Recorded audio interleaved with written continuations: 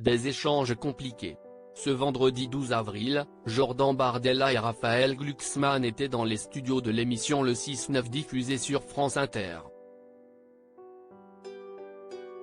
Question sur la place de la France dans l'Union européenne, retour sur le pacte asile et migration ou encore sur l'économie de guerre, les deux députés européens ont débattu pendant près d'une demi-heure.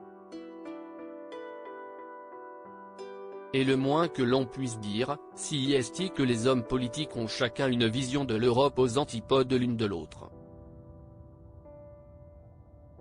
Le débat a d'ailleurs été compliqué à mener pour Ali Badou.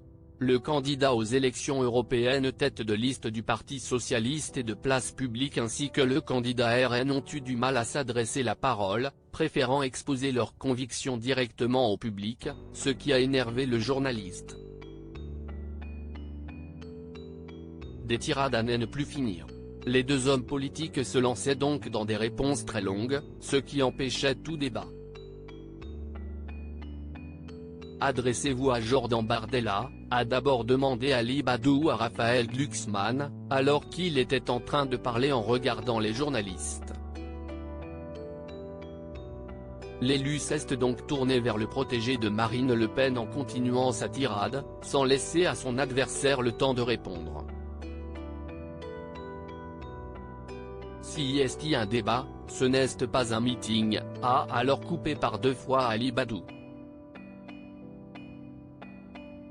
Une fois la parole donnée à Jordan Bardella, la même chose s'est reproduite, le socialiste ne pouvait pas parler.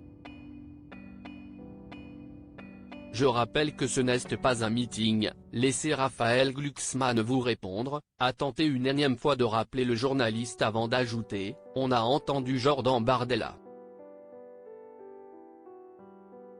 Des paroles que les candidats ne semblaient pas vouloir écouter. Ali Badou en couple avec la fille d'un président de la République. Pourtant, Ali Badou a l'habitude d'intervieweurs, et même de côtoyer des politiciens. Et pour cause, dans les années 1990, il était en couple avec la fille d'un président. Pour l'anecdote, il faut remonter en 1992. Sur les bancs du lycée Henri IV, l'un des plus prestigieux de France, le jeune homme rencontre Mazarine Pinjot. Au premier abord, rien ne cloche chez l'étudiante, mais elle tarde à lui faire rencontrer ses parents. Après quelques mois de relation, Mazarine Pinjot organise un déjeuner, avait révélé Télé Loisirs.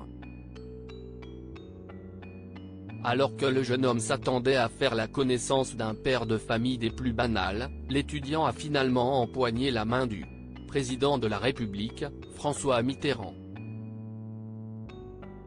Si Mazarine Pinjot gardait secrète son identité, c'était pour éviter de le voir s'enfuir.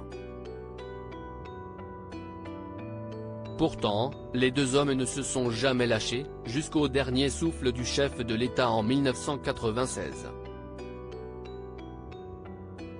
Article écrit en collaboration avec 6 médias Crédit Photo, Coadic Guirec.